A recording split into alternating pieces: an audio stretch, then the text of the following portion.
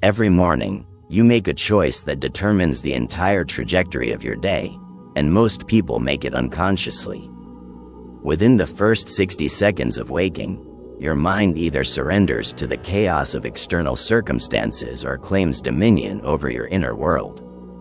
The ancient masters understood this critical threshold better than we do today, and they developed precise practices to ensure they began each day as philosophers, not as victims. If you've been here before, you know we dive deep into practical wisdom. If you're new, consider subscribing. We explore how ancient insights can transform modern living every single week. The morning hours possess a unique power that the ancients recognized as sacred. Before the world imposes its demands, before notifications flood your consciousness, before other people's urgencies become your emergencies, there exists a window of pure potential. In these moments, we can establish the philosophical framework that will govern how we respond to everything that follows. This isn't about productivity hacks or morning routines designed to make you more efficient at serving other people's agendas. This is about something far more profound, the daily practice of becoming who you truly are, rather than who the world expects you to be. The philosophers of old understood that character isn't built in moments of crisis. It's forged in the quiet consistency of daily practice. Consider how most people begin their day. The alarm sounds, and immediately they reach for their phone, flooding their mind with other people's thoughts, problems, and priorities. They stumble through a series of reactive behaviors, rushing to catch up with a day that started without them. By the time they're fully awake, they've already surrendered their agency to external forces. But there's another way, a way that transforms the morning from a period of frantic preparation into a time of philosophical preparation. The ancient Stoics didn't just think about wisdom, they practiced it, especially in those crucial first hours when the mind is most malleable and the spirit most receptive to truth. The first habit that separates philosophers from the merely busy is the practice of conscious awakening. Instead of jolting into consciousness with alarm and urgency, we can train ourselves to emerge from sleep with intention and awareness. This doesn't mean moving slowly or wasting time. It means moving deliberately, with full consciousness of what we're doing and why. When we open our eyes each morning, we're presented with the same fundamental choice that every human being has faced since consciousness first dawned. Will we live this day as conscious agents of our own destiny, or will we drift through it as passive victims of circumstance? The philosophers understood that this choice must be made fresh each morning, because yesterday's decision doesn't automatically carry over into today. The second transformative habit involves what we might call philosophical inventory, a brief but thorough examination of what we can and cannot control on this particular day. Before we engage with the external world, we need to establish clear boundaries in our own mind about where our power ends and where acceptance must begin. This practice isn't about resignation or passivity. It's about channeling our energy toward what can actually be influenced while maintaining equanimity toward what cannot. When we skip this crucial step, we waste enormous amounts of mental and emotional energy fighting battles that were lost before we even knew they existed. The ancient masters spoke of morning as the time when we put on our philosophical armor, not to do battle with the world, but to remain true to ourselves regardless of what the world throws at us. This armor isn't made of cynicism or detachment. It's forged from clarity about our values and commitment to living by them regardless of external circumstances. Modern neuroscience confirms what the ancients knew intuitively. The brain is most neuroplastic in the morning hours, most capable of forming new neural pathways and reinforcing positive patterns. When we use this window for philosophical practice rather than reactive consumption, we literally rewire our brains for wisdom rather than anxiety. The third essential habit involves what we could call value clarification, spending a few minutes each morning reconnecting with what truly matters to us. Not what society tells us should matter, not what our fears and insecurities demand, but what our deepest wisdom knows to be genuinely important. This isn't about making to-do lists or setting goals in the conventional sense. It's about remembering who we are at our core and what kind of person we want to be today. When we begin each day with this philosophical grounding, we're far less likely to be knocked off course by the inevitable storms that every day brings. Most people live their entire lives without ever asking themselves what they truly value, let alone aligning their daily actions with those values. They drift from one reaction to the next, shaped by whatever force happens to be strongest at the moment. But philosophers understand that without clear values, we have no compass for navigating life's complexities. As we move deeper into these morning practices, we begin to see why the ancients considered dawn to be the most important hour of the day. It's not just about getting an early start or being more productive. It's about establishing the internal conditions that will determine how we experience everything else. Are you beginning to see how these seemingly simple practices can transform not just your morning, but your entire approach to living? The fourth habit that distinguishes philosophical living from mere existence is the practice of negative visualization, but not in the way most people imagine. This isn't about dwelling on worst-case scenarios or cultivating pessimism. It's about building emotional resilience by briefly contemplating the temporary nature of everything we hold dear. Each morning, we spend a few moments acknowledging that everything we have, our health, our relationships, our circumstances, exists only temporarily. This isn't morbid thinking, it's realistic preparation for life's inevitable changes. When we practice this regularly, we develop what the ancients called the view from above, a perspective that helps us appreciate what we have while remaining emotionally stable when things change. Modern psychology has discovered what the Stoics knew 2,000 years ago, that our emotional responses aren't determined by events themselves, but by our expectations and attachments. When we expect everything to remain the same forever, we set ourselves up for devastating disappointment. When we remember that change is the only constant, we can appreciate good times without clinging to them and endure difficult times without being crushed by them. This practice might seem counterintuitive in a culture obsessed with positive thinking, but it's actually the foundation of genuine optimism. When we're prepared for life's uncertainties, we can engage with it more fully and fearlessly. When we pretend that loss and change won't touch us, we live in a constant state of anxiety about maintaining the impossible. The fifth transformative habit involves deliberate gratitude, but again, not in the shallow way this concept is often presented. This isn't about forcing ourselves to feel thankful for things we don't actually appreciate.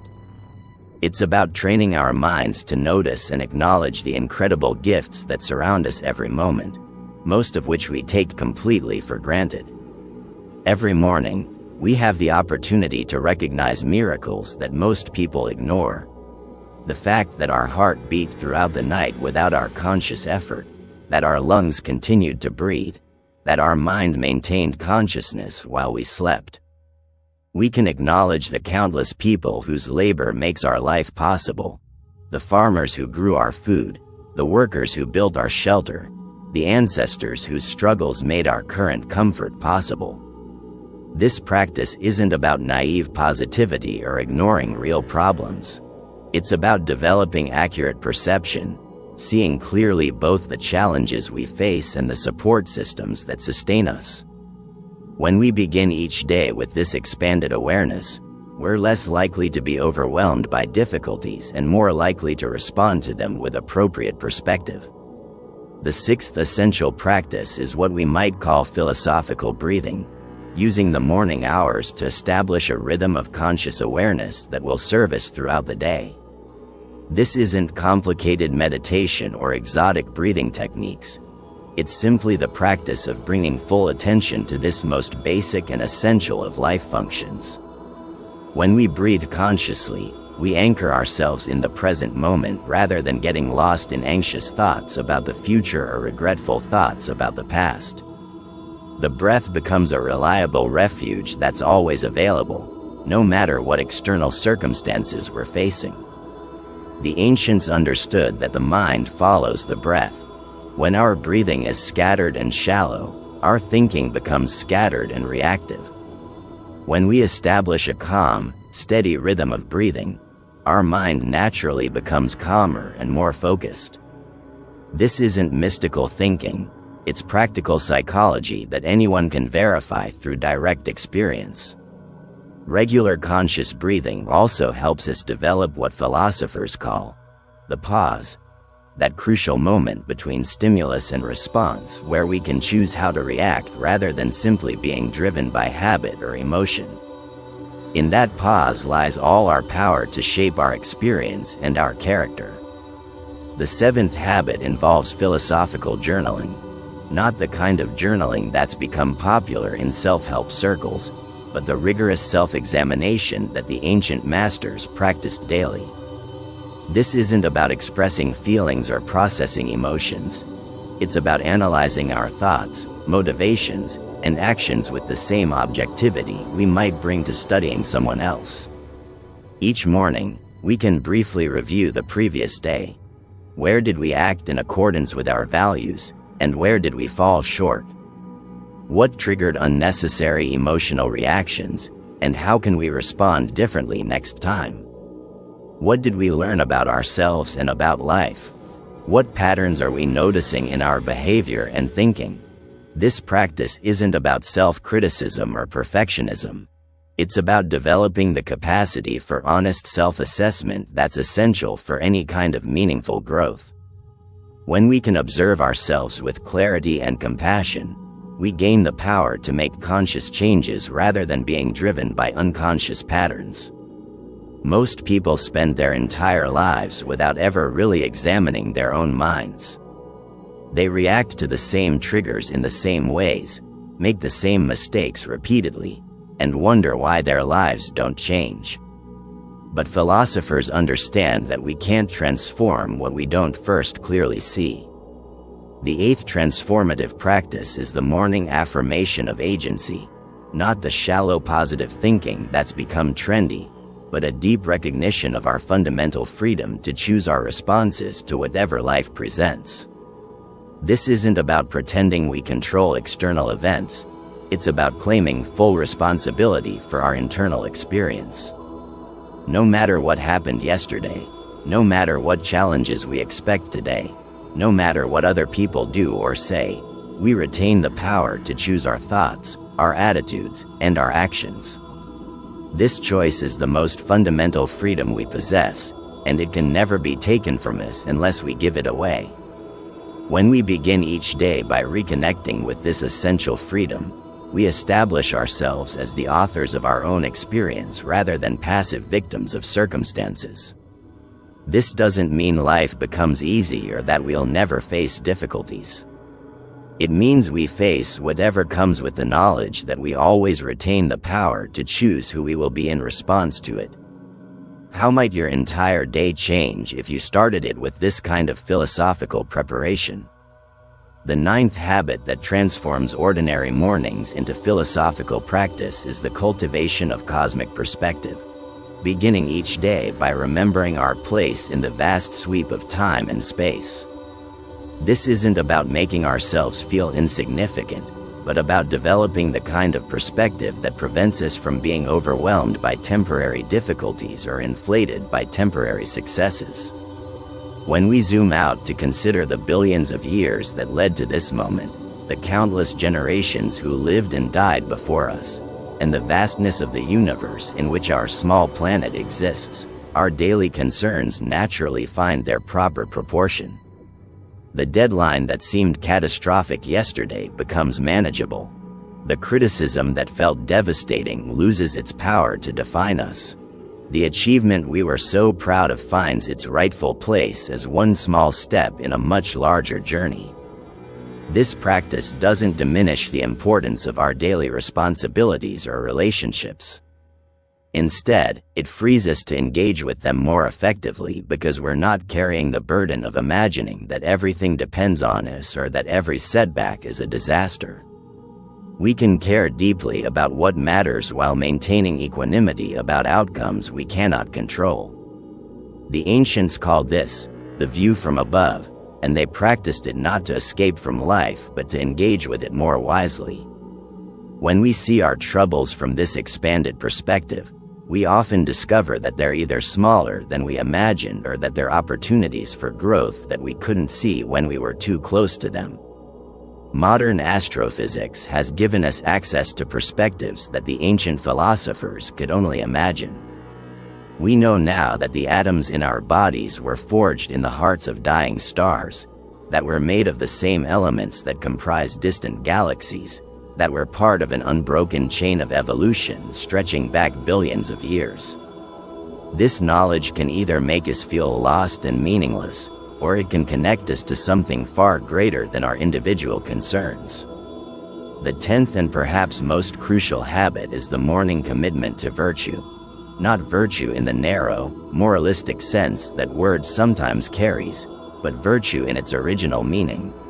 Excellence of character, the development of our highest human capacities, the alignment of our actions with our deepest wisdom.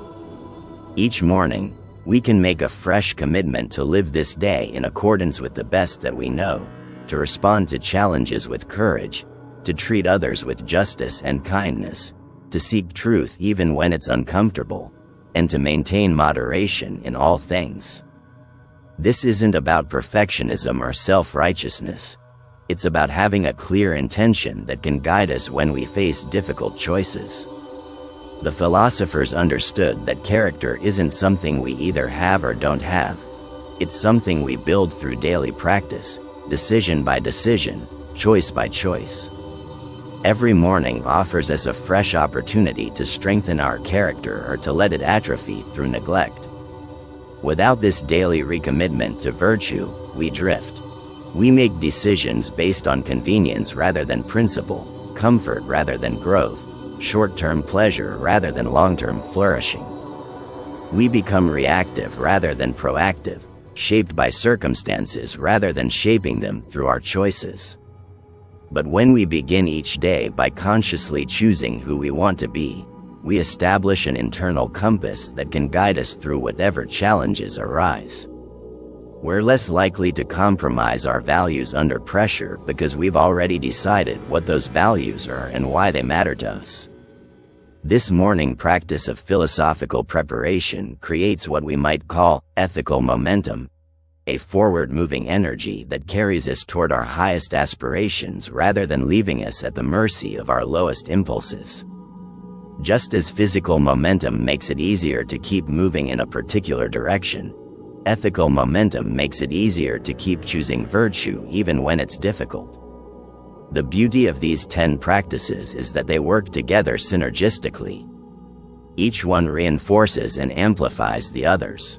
When we wake consciously, we're more likely to think clearly about what we can control. When we clarify our values, we're more motivated to practice conscious breathing. When we maintain cosmic perspective, we're more likely to feel genuine gratitude. When we commit to virtue, all the other practices find their proper purpose. These aren't separate techniques to be mastered individually. They're interwoven elements of a complete approach to living.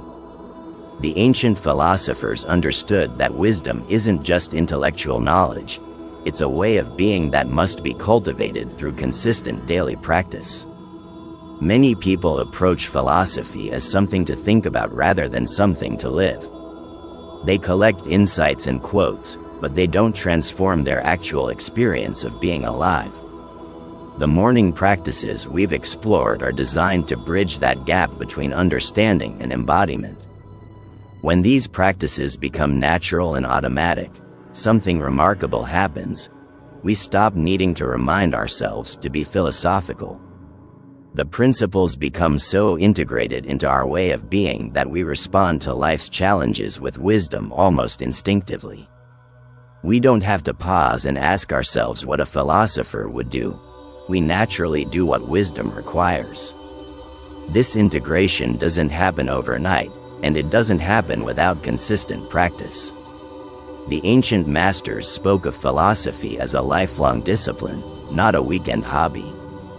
They understood that transforming our habitual ways of thinking and reacting requires patience, persistence, and compassion for ourselves when we inevitably fall short of our ideals.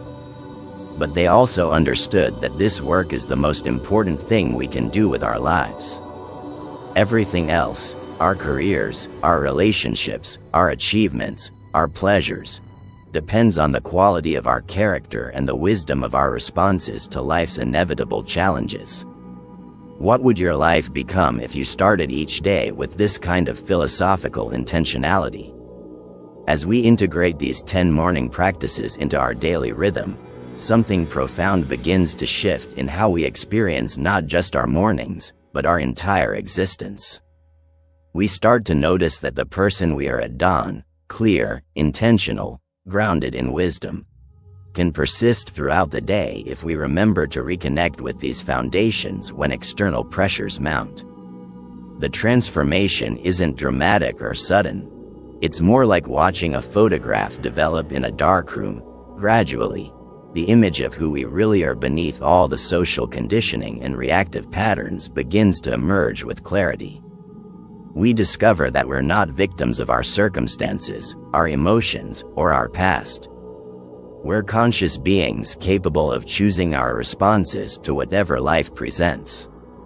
This realization doesn't make us invulnerable to pain or immune to difficulty. If anything, it makes us more sensitive to both suffering and joy because we're no longer numbing ourselves with distraction or denial. But it does make us unshakable in our core identity. We know who we are and what we stand for, regardless of what others think or what temporary circumstances we face. The morning practices we've explored work together to create what the ancients called philosophical armor, not a hardened shell that keeps the world out, but a flexible strength that allows us to remain true to ourselves while engaging fully with whatever comes. This armor isn't forged once and worn forever. It must be renewed each morning through conscious practice. When we skip our morning philosophy, we notice the difference almost immediately. We're more reactive, more anxious, more likely to be knocked off balance by minor irritations. We slip back into old patterns of thinking and behaving that we thought we had transcended. This isn't failure. It's simply evidence of how much these practices matter and how quickly we revert to unconscious living without them. The beauty of this approach is its accessibility. We don't need special equipment, expensive training, or perfect circumstances. We need only the willingness to wake up a few minutes earlier and the commitment to use those minutes for philosophical preparation rather than immediate engagement with the external world. Some mornings will be easier than others. There will be days when conscious awakening feels effortless and others when it requires tremendous discipline. There will be mornings when gratitude flows naturally and others when we have to search for things to appreciate. There will be times when our values feel crystal clear and others when we struggle to remember what truly matters to us. This variability isn't a bug in the system, it's a feature. The practices work precisely because they help us maintain our philosophical center even when we don't feel particularly philosophical. Anyone can be wise when circumstances are perfect and emotions are stable. The real test of philosophical development is whether we can access our deepest wisdom when life is chaotic and our feelings are turbulent. The ancient masters understood that consistency matters more than perfection. They knew that showing up each morning with sincere intention, even when we don't feel like it, builds character more effectively than sporadic bursts of intense practice. The discipline of beginning each day with philosophical intention, regardless of mood or circumstances, gradually transforms us into the kind of people who can respond to any situation with wisdom and grace. As these practices become integrated into our daily rhythm, we begin to notice changes that extend far beyond our morning routine. Our relationships improve because we're less reactive and more thoughtful in our responses to others. Our work becomes more meaningful because we approach it with clearer intention and better perspective. Our challenges become opportunities for growth rather than sources of victimization.